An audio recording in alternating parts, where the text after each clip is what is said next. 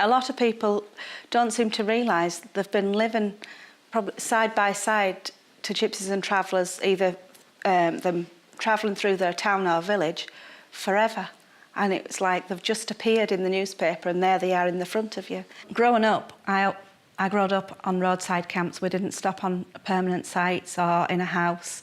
We always moved from camp to camp, getting moved around. So you kind of grow up with a fear that you could go to bed and in the morning you might be either getting dragged off by the council or the farmer or whoever owns the land, or they might have come with a JCB or some sort of digger in the night and dug a trench around you so you couldn't get off. When you're shifting from camp to camp, you never when you send the children to school, if you'll be there to pick them up, or if they get in Leeds, they have a bus and they bring them back. If the bus is getting brought back to the right camp, which makes education extremely difficult.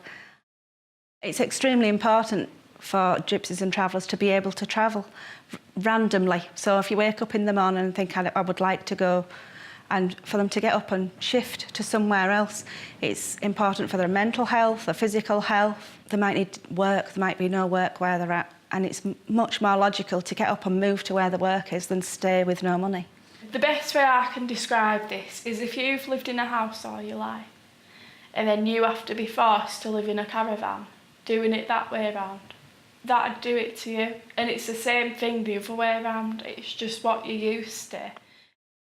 Negotiated stop and solves so many unauthorised encampments.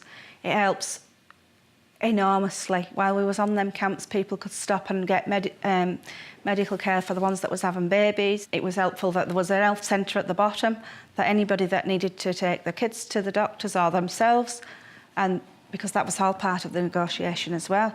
It was very different being asked by the council and the police and people who was in charge what we actually wanted.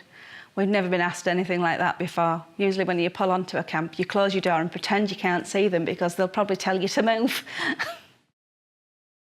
When you speak to the council at a negotiated stop and site, you kind of know that they're there to help you or to answer any questions or to bring any changes.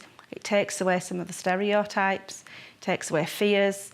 It helps with people like counsellors because they're our counsellors too. It kind of highlights that they have a responsibility to serve us as well as the settled population, and you can't just not do that. The same with the police, the education system. They can't just keep going, oh, well, it's somebody else's problem. Negotiated stop and bridges the gaps in that